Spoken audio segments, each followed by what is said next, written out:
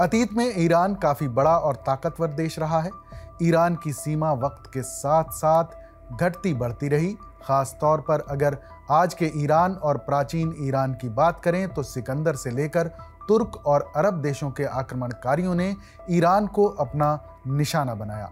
बताया जाता है कि 7वीं शताब्दी में अरब के खलीफाओं ने जब अपनी सीमाओं का विस्तार किया तो उन्होंने ईरान के आसपास के देशों पर कब्जा करने के साथ ही ईरान को भी अपने कंट्रोल में ले लिया था। 8वीं सदी तक पारसी बहुसंख्यक देश ईरान में इस्लामी कानूनों को सख्ती से लागू किया जाने लगा। बड़े पैमाने पर यहाँ धर्मांतरण हुआ। इस्लामी हुकूमत आने के बाद लाखों पारसी पूरब की तरफ पलायन करने लगे। उनमें से कुछ पारसी भारत आकर बस गए। ईरान की कट्टरता का रिश्ता इस्लामिक क्रांति से क्या है, अब ये भी बताते हैं। ईरान में इस्लामिक क्रांति की शुरुआत 1979 में हुई थी और ऐसा माना जाता है कि इस्लाम को लेकर कट्टरता भी तभी से आई है। इसी क्रांति ने ईरान के शासक रहे शाह मोहम्मद रजा पहलवी को सत्ता से बेदखल कर दिया था।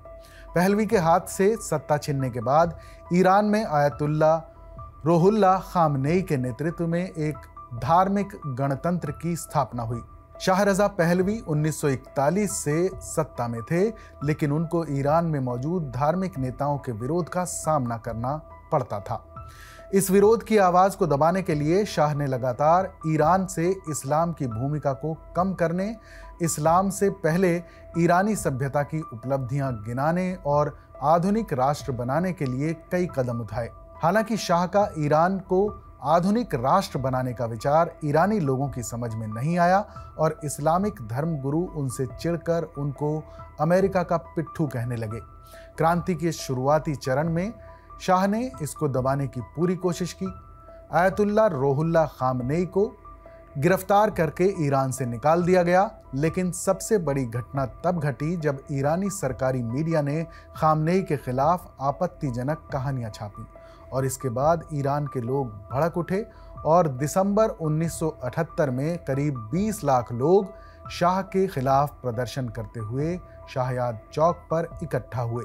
सेना ने सरकार के आदेश के बावजूद लोगों पर कार्रवाई करने से इनकार कर दिया। प्रधानमंत्री के कहने पर ईरान के शाह और उनके परिवार ने ईरान छोड़ दिया और बाद में सभी बंदियों को रिहा करते हुए खामनेई को भी ईरान बुला लिया गया। इस तरह खामनेई की अगुवाई में ईरान में अंतरिम सरकार का गठन हुआ और रोहुल्ला खामनेई ईरान के पहले सुप्रीम लीडर बने। ईरान से पलायन करने वाले पारसियों की बात करें तो भारत में पारसियों का इतिहास करीब 2000 साल पुराना है। फारसी लोग गुजरात के तट पर पहुंचे थे। इसके बाद पारसी धर्म से ताल्लुक रखने वालों ने भारत को ही अपना घर मान लिया था। टाटा, गोदरेज और वाडिया कंपनियों के संस्थापक भी पारसी हैं।